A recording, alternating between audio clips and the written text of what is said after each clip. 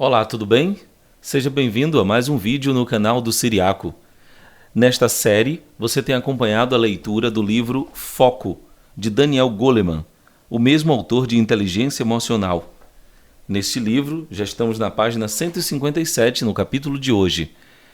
Antes de qualquer coisa, peço que, por favor, se você não é inscrito neste canal, se inscreva e deixe o seu comentário a respeito do que você está achando dessa experiência e quais as suas expectativas em relação aos próximos livros.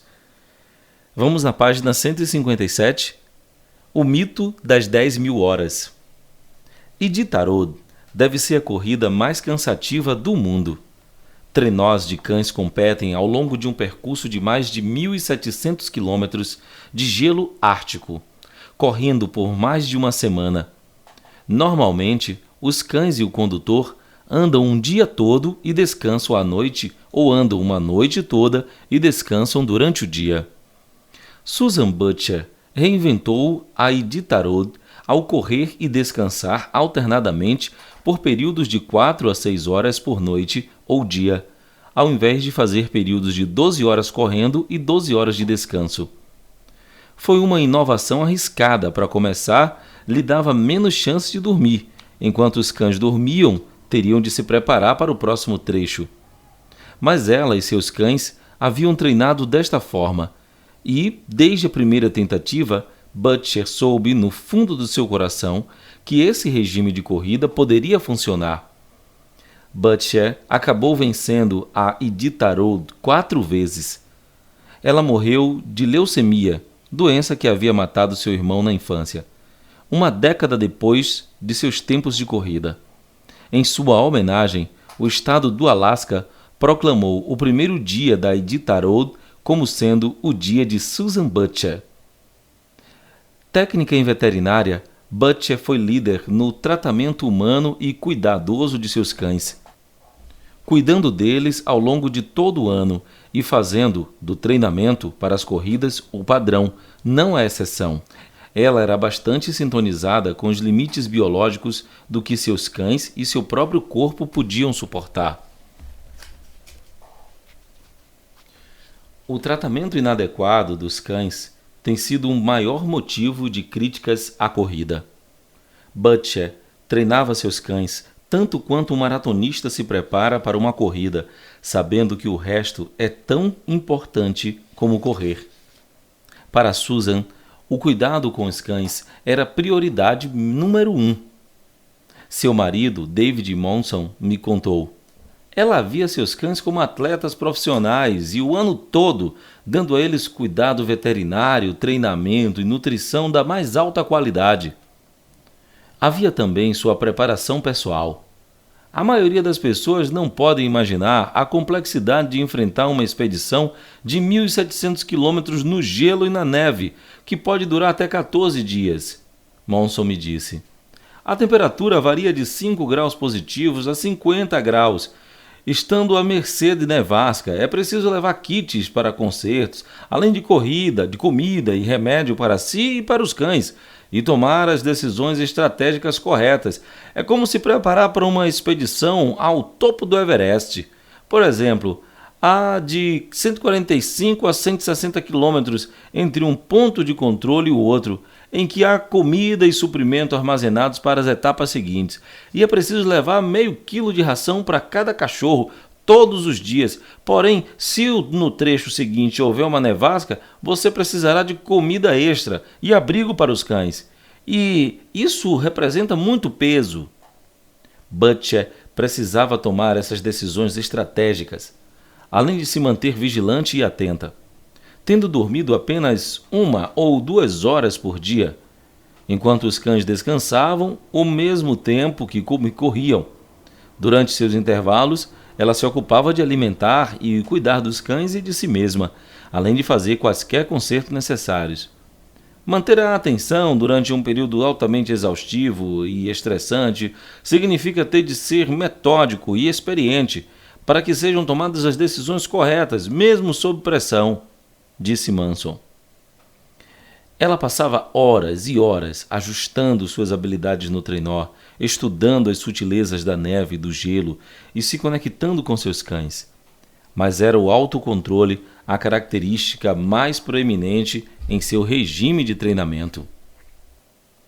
Ela realmente conseguia se focar, disse Choi Hong-nian, outro corredor de Iditarod.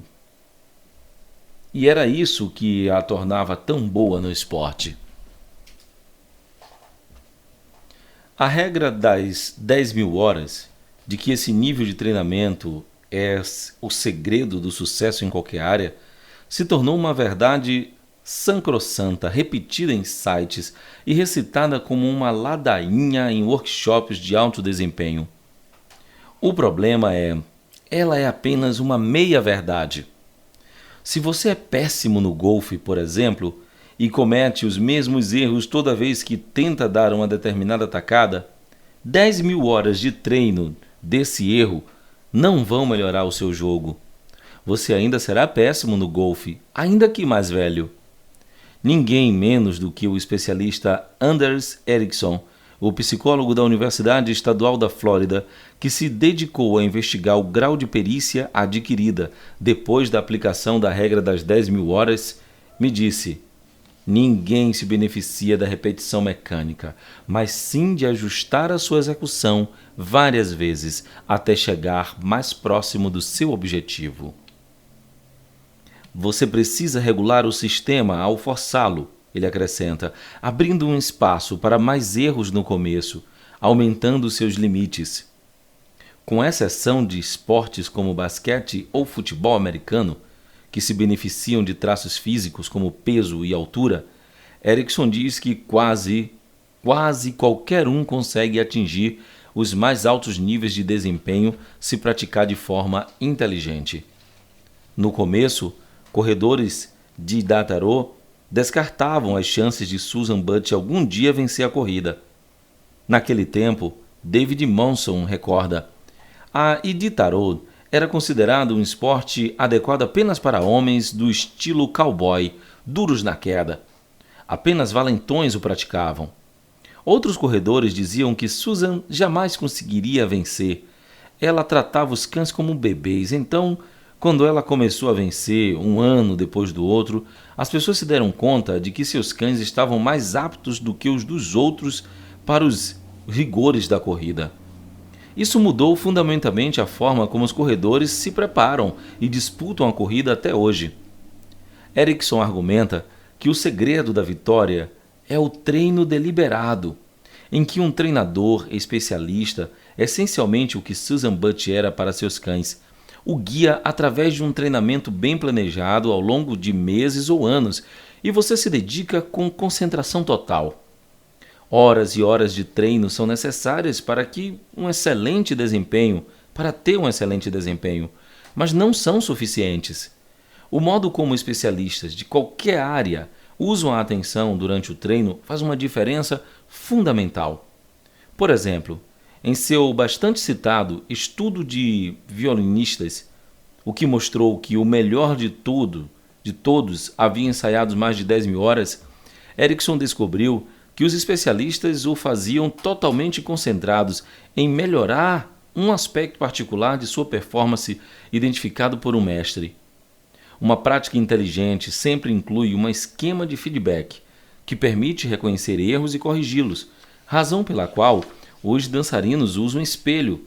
Idealmente, esse feedback vem de alguém com um olhar de especialista, e assim cada esportista campeão de um nível internacional tem um treinador. Se você praticar sem esse feedback, você não chega ao topo. O feedback importa, bem como a concentração, e não apenas as horas. Aprender como melhorar qualquer habilidade exige foco descendente, a neuroplasticidade, o fortalecimento de velhos circuitos cerebrais e a construção de novos para uma habilidade que estejamos treinando exige que prestemos atenção. Quando treinamos com o nosso foco em outro lugar, o cérebro não reprograma o circuito relevante para aquela rotina em especial. Sonhar acordado acaba com o treino. Quem assiste a TV enquanto faz exercícios jamais chegará ao topo. Prestar atenção total parece aumentar a velocidade de processamento da mente, fortalecer as sinapses e expandir ou criar redes neurais para o que estamos praticando. Pelo menos no começo, mas quando você domina a execução da nova rotina, a prática repetida transfere o controle dessa habilidade do sistema descendente de foco intencional para os circuitos ascendentes que acabam tornando sua execução mais fácil. A essa altura, você não precisa mais pensar na execução. Pode realizar a rotina bastante bem e no automático. E é aí que os amadores e especialistas se distinguem. Os amadores se concentram a certa altura em permitir que seus esforços se tornem operações de baixo para cima. Depois de cerca de 50 horas de treinamento, seja esquiando ou dirigindo, as pessoas atingem aquele nível de desempenho bom o bastante, em que conseguem realizar os movimentos mais ou menos sem esforço. Então, sentem e não sentem mais a necessidade de uma prática concentrada. Mas se contentam em se sair bem com o que aprenderam, não vão evoluir o suficiente. Não importa quanto mais treinem, não importa quanto treinem, não importa quanto mais treinem nesse modo ascendente, a melhoria será desprezível. Os especialistas, em contrapartida, continuam prestando atenção de cima para baixo, contrariando intencionalmente o desejo cerebral de automatizar a rotina. Eles se concentram ativamente naqueles movimentos que ainda precisam aperfeiçoar, corrigindo o que não está funcionando bem no jogo, refinando os modelos mentais sobre como jogar, ou se concentrando nos detalhes do feedback de um treinador experiente. Quem está no topo nunca para de aprender. Se em algum momento começam a relaxar e abandonam esse treino inteligente, passam a jogar com o circuito ascendente e suas habilidades se estabilizam. O especialista, diz Erickson, contraria ativamente as tendências ao automatismo, construindo e buscando deliberadamente treinamentos para os quais a meta estabelecida excede seus limites atuais de desempenho, e acrescenta: quanto mais tempo o especialista consegue investir no treino deliberado, com concentração total, mais desenvolvimento e refinado será o seu desempenho. Susan Butcher treinava a si mesma e a seus cães, puxadores de trenó, a operar como uma unidade de alto desempenho. Ao longo do ano, ela e seus cães passavam por um ciclo de períodos de 24 horas de corrida e descanso. Então tiravam 2 dias de folga. Em vez de arriscar que seus cães diminuíssem o ritmo por terem corrido demais, caso seguissem o padrão da época de intervalos de 12 horas. Quando chegavam à corrida Iditarod, ela e os cães estavam com o condicionamento no máximo. A atenção focada, como um músculo trabalhado, se cansa. Erickson descobriu que competidores de nível mundial, sejam levantadores de peso, pianistas ou uma equipe de trenó puxado por cachorros, tendem a limitar o treino pesado em cerca de 4 horas por dia. Descansar e restaurar energias físicas e mental faz parte do regime de treinos. Eles buscam forçar a si mesmos e a seus corpos ao máximo, mas não tanto a ponto de o foco diminuir durante a sessão de treinamento. O treinamento ideal mantém a concentração ideal. Blocos de atenção. Quando o Dalai Lama fala a grandes plateias em suas turnês mundiais, ao seu lado normalmente estará Thupten Jinpa, seu principal intérprete para a língua inglesa. Jinpa presta profunda atenção enquanto Sua Santidade fala em tibetano, fazendo apenas rápidas anotações ocasionais. Então, quando há uma pausa, Jinpa repete o que foi dito em inglês, com seu elegante sotaque de Oxbridge. Nas ocasiões em que fiz palestras no exterior, com a ajuda de um intérprete como Jinpa, me disseram que eu deveria falar apenas algumas frases antes de pausar para que o intérprete repetisse minhas palavras na língua local. De outro modo, seria muita coisa para lembrar. Mas eu estava presente quando essa dupla tibetana estava diante de uma multidão de milhares de pessoas e o Dalai Lama parecia estar falando em blocos cada vez mais longos antes de pausar para a tradução para o inglês. Pelo menos uma vez ele falou em tibetano por um total de 15 minutos antes de fazer uma pausa. Parecia uma passagem impossivelmente longa para ser acompanhada por qualquer intérprete. Quando o Dalai Lama terminou, Jimpa ficou em silêncio por vários instantes enquanto a plateia se remexia com palpável consternação diante do desafio de memória em que ele estava enfrentando. Então, Jimpa começou a traduzir e ele também falou por 15 minutos, sem hesitar ou sequer fazer uma pausa. Foi um desempenho impressionante que levou a plateia a aplaudi-lo. Qual é o segredo?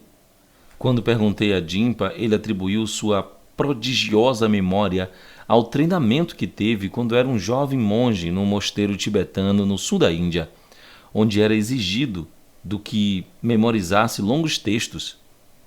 Começa quando temos 8 ou 9 anos, ele me disse. Trabalhamos com textos em tibetano clássico que ainda não compreendemos. Seria como um monge europeu memorizar algo em latim. Nós memorizamos os textos pelo som. Alguns deles são cânticos litúrgicos. Vemos monges recitando esses cânticos totalmente de memória. Alguns dos textos que os jovens monges memorizam têm até 30 páginas, com centenas de páginas de comentários. Começávamos com 20 linhas, que memorizávamos de manhã e repetíamos várias vezes durante o dia, usando o texto como guia. Então, à noite, recitávamos tudo no escuro, completamente de memória. No dia seguinte, acrescentávamos mais 20 linhas e recitávamos todas as 40, até que conseguimos recitar o texto inteiro. O especialista em treinamento inteligente Anders Ericsson ensinou um talento parecido a alunos de uma universidade americana que, por meio de uma persistência, aprenderam a repetir corretamente até 102 dígitos aleatórios. Esse número de dígitos exigiu 400 horas de treinamento focado. Como Ericsson descobriu, uma atenção apurada permite que aprendizes encontrem maneiras mais inteligentes de desempenhar uma tarefa, seja no teclado ou nos labirintos da mente. Quando se trata dessa aplicação da atenção, Jimpa confidenciou: é necessário certa obstinação. É preciso ter persistência, mesmo que seja chato.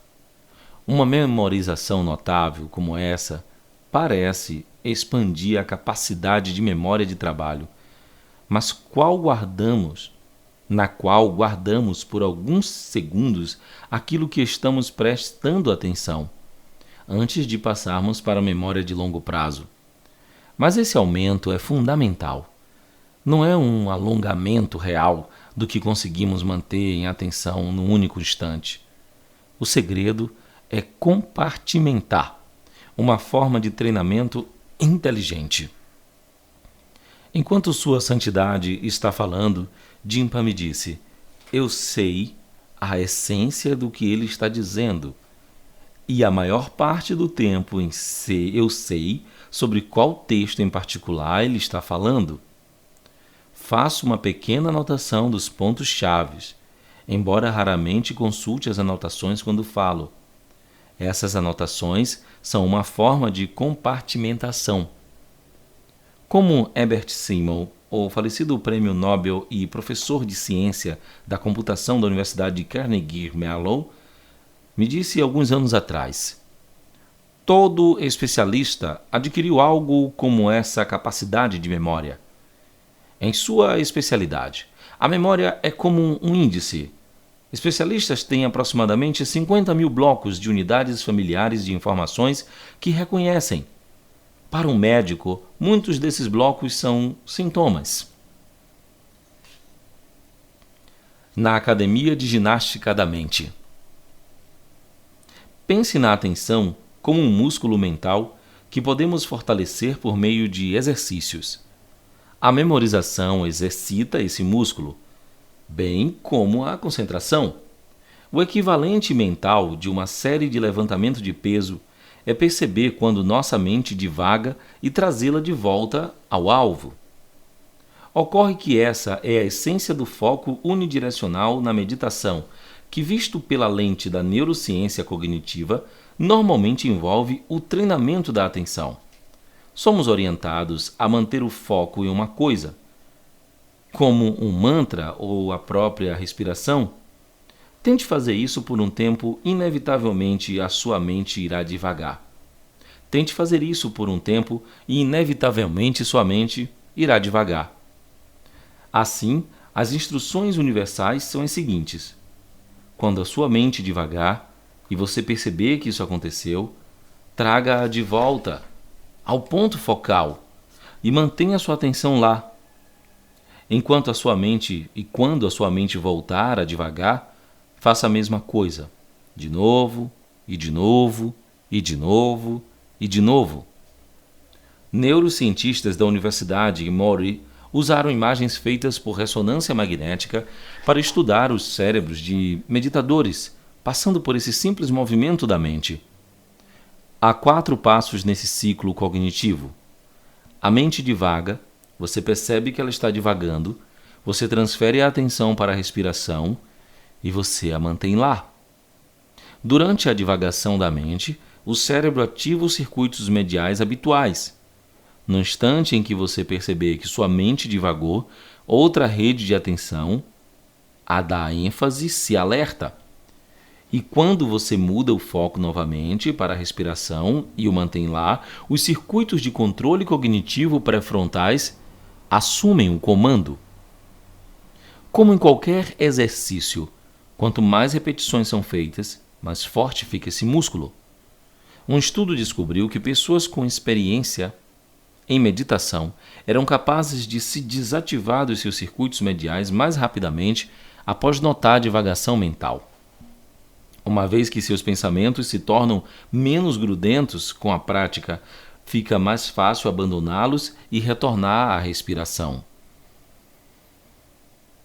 Foi detectada uma maior conectividade neural entre a região mental da divagação e aquela que desliga a atenção.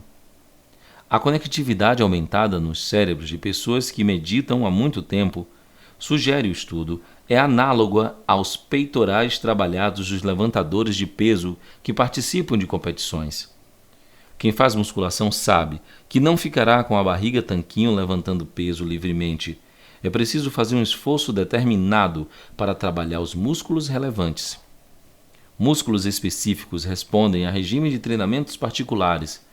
O mesmo ocorre com o treinamento da atenção. A concentração em um ponto é o formador básico da atenção, mas essa capacidade pode ser aplicada de muitas vezes de maneiras diferentes. Na academia de ginástica mental, como em qualquer treinamento físico, as especificidades do treino fazem toda a diferença. Enfatize o positivo. Larry David, criador das séries de sucesso Seinfeld e Curb Your Enthusiasm, é do Brooklyn, mas viveu a maior parte da vida em Los Angeles, numa rara estada em Manhattan para filmar o episódio de Curb, em que interpreta ele mesmo. David foi ver o amigo no Yankee Stadium. Durante uma pausa do jogo, as câmeras exibiam suas imagens nos telões gigantescos.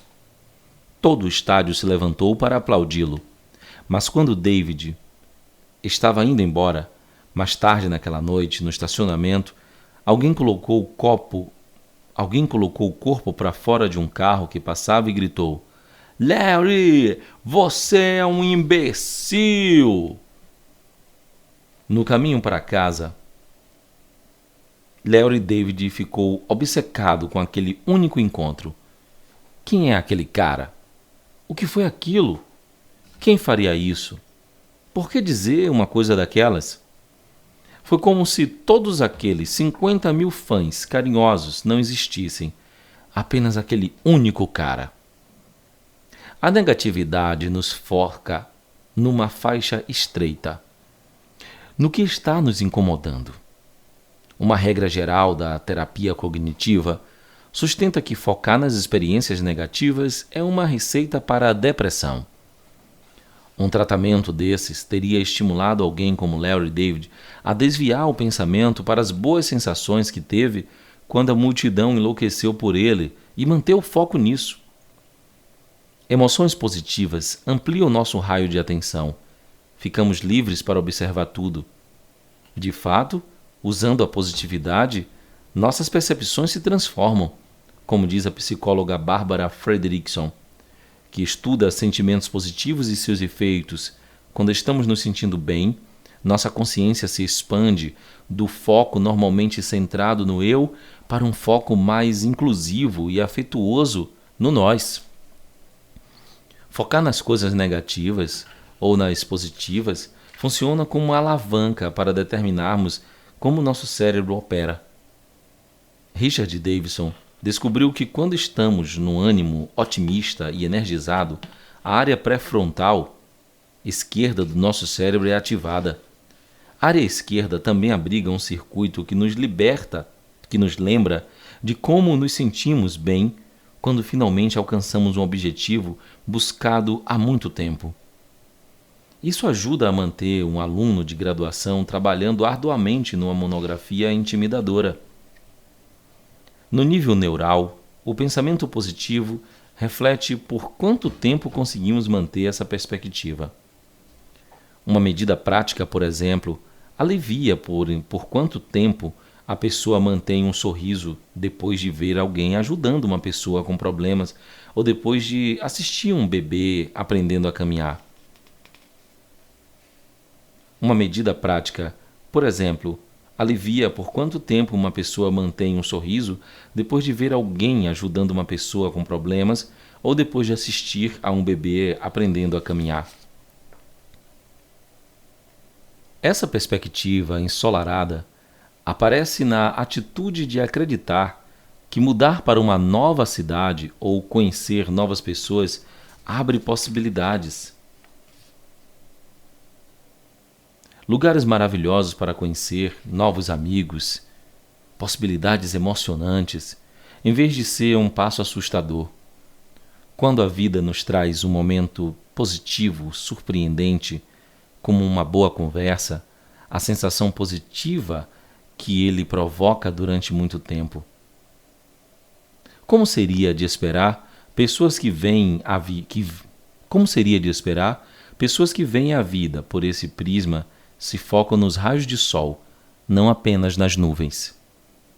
O oposto, o cinismo, gera pessimismo, não apenas o foco na nuvem, mas a convicção de que há nuvens ainda mais escuras se escondendo por trás daquelas. O cinismo gera pessimismo, não apenas o foco na nuvem, mas a convicção de que há nuvens ainda mais escuras se escondendo por trás daquelas.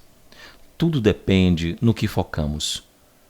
No único fã desagradável ou nos 50 mil que aplaudiram? Em parte, o pensamento positivo reflete os circuitos cerebrais de recompensa em ações. Quando estamos felizes, o núcleo accumbente, numa região junto ao estriado ventral no meio do cérebro, é ativado. Essa região parece vital para a motivação e para a sensação de que o que estamos fazendo é recompensador. Ricos em dopamina, esses circuitos são os condutores dos sentimentos positivos, da luta pelos objetivos e dos desejos. Isso se combina com os opiáceos endógenos do cérebro, os opiatos próprios do cérebro, que incluem as endorfinas, os neurotransmissores dos corredores. A dopamina pode alimentar nossa motivação e persistência, enquanto os opiatos conferem a elas uma sensação de prazer. Esses circuitos permanecem ativos enquanto nos mantemos positivos. Num estudo revelador Comparando pessoas deprimidas com voluntários saudáveis, Davidson descobriu que, depois de ver uma cena feliz, os deprimidos não conseguem manter os sentimentos positivos resultantes. Seus circuitos de recompensa desligam muito antes. Nossa área executiva pode disparar esse circuito, nos tornando melhor em manter sentimentos positivos e em seguir em frente, apesar de problemas, ou simplesmente trabalhando por um objetivo que nos faça sorrir quando pensamos como será quando os atingirmos, como ficaremos felizes quando atingirmos o objetivo. E o pensamento positivo, por sua vez, traz grandes benefícios ao desempenho, nos energizando para que consigamos nos focar melhor, pensar com mais flexibilidade e perseverar. Eis uma questão: se tudo funcionasse perfeitamente na sua vida, o que você estaria fazendo em 10 anos?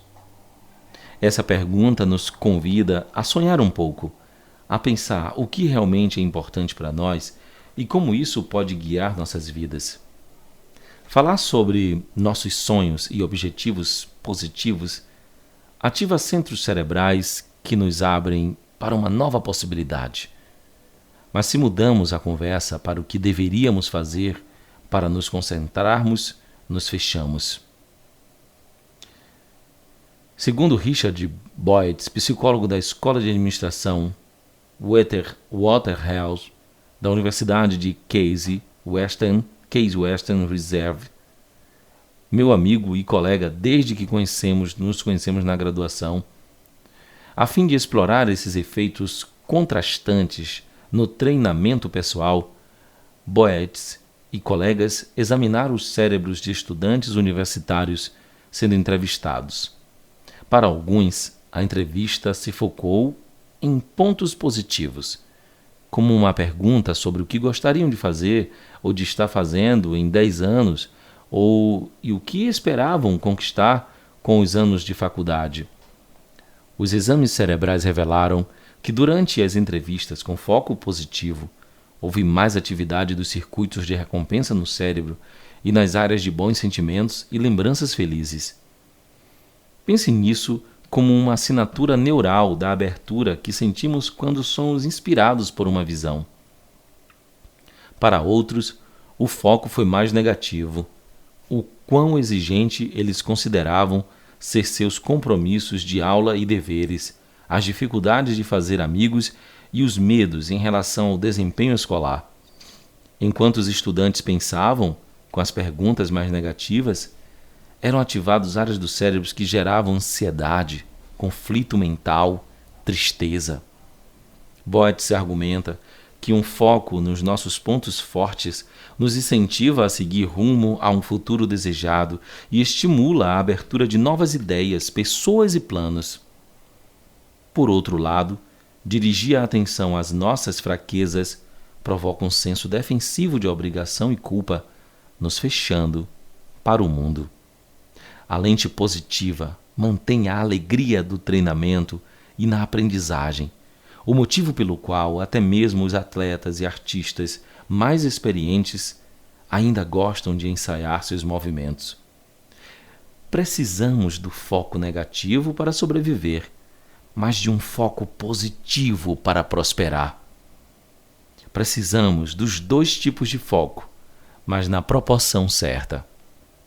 Seria bom se essa proporção pendesse muito mais para o positivo do que para o negativo, à luz do que é conhecido como efeito Losada, em homenagem a Marcial Losada, psicólogo organizacional que estudou as emoções de equipes comerciais de alto desempenho ao analisar centenas de equipes. Losada determinou que os mais competentes tinham uma propensão positivo-negativa de pelo menos 2,9 bons sentimentos para cada momento negativo. Há um limite máximo para a positividade. Acima de uma razão Losada de cerca de 11-1, as equipes aparentemente ficam eufóricas demais para serem competentes. A mesma faixa de proporção se aplica para as pessoas que prosperam na vida. Segundo uma pesquisa realizada por Barbara Fredrickson, psicólogo da Universidade de Carolina do Norte e ex-pesquisadora da equipe de Losada, Boetz defende que esse viés de positividade também se aplica ao treinamento pessoal, seja para um professor, pai, chefe ou um coach executivo. Uma conversa que começa com os sonhos e as esperanças de alguém, isso pode levar a um caminho de aprendizado, uma série de atividades prazerosas levando àquela visão.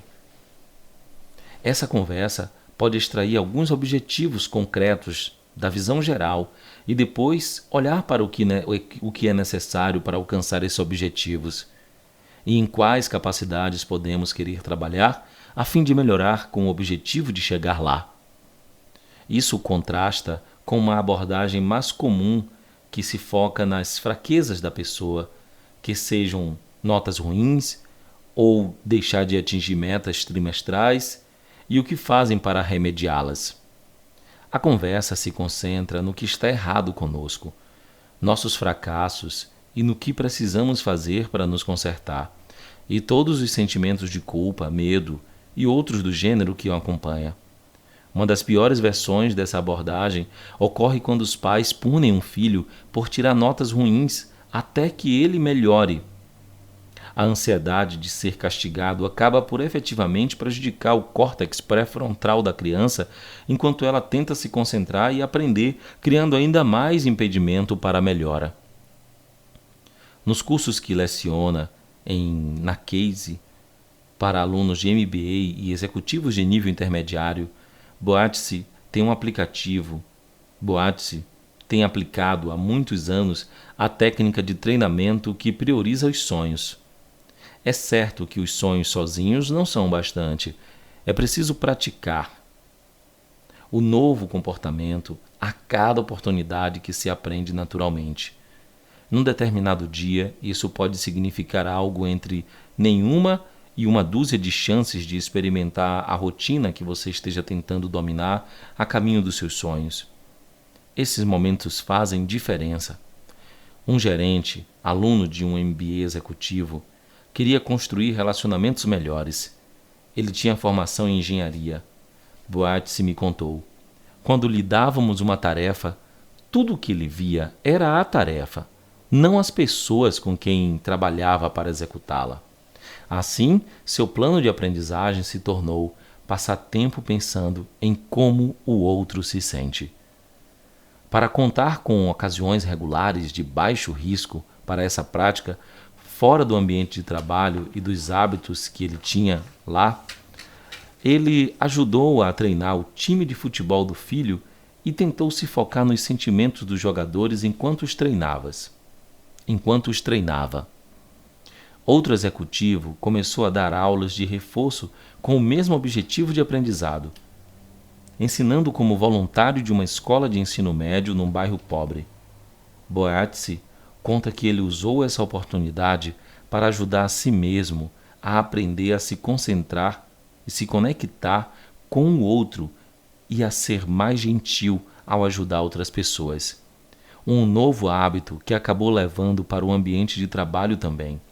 Ele gostou tanto de dar aulas de reforço que se inscreveu para vários outros semestres. Para obter dados sobre a efetividade do método, Boetz fez a avaliação sistemática dos alunos do curso. Colegas de trabalho ou outras pessoas que os conhecem bem, avaliam anonimamente os alunos em dezenas de comportamentos específicos que exibem uma ou outra competência, de inteligência típica de pessoa de alto desempenho, por exemplo. Por exemplo, compreende os outros ouvindo atentamente.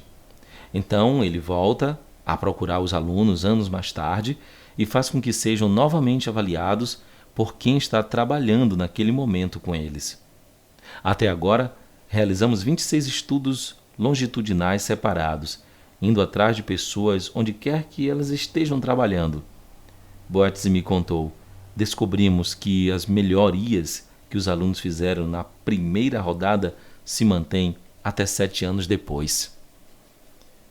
Que estejamos tentando aperfeiçoar uma habilidade esportiva ou musical, aumentar a nossa capacidade de memória ou de ouvir melhor, Os elementos centrais do treinamento inteligente são os mesmos. Idealmente, uma poderosa combinação de alegria, tática inteligente e foco total. Conforme exploramos as 3 variedades de foco, também falamos sobre as formas de aprimorar cada um deles. O treinamento inteligente atinge um nível mais fundamental, cultivando as bases da atenção sobre as quais o foco triplo é constituído. E assim finalizamos esse capítulo. No próximo vamos para Cérebros em Games, página 170. Até aqui, muito obrigado pela sua atenção. E você já sabe, se não se inscreveu no canal, por favor, se inscreva agora. Deixe seu comentário a respeito desse áudio, dessa leitura, das suas percepções, do que você vai mudar, do que você achou disso tudo. Muito obrigado, até mais.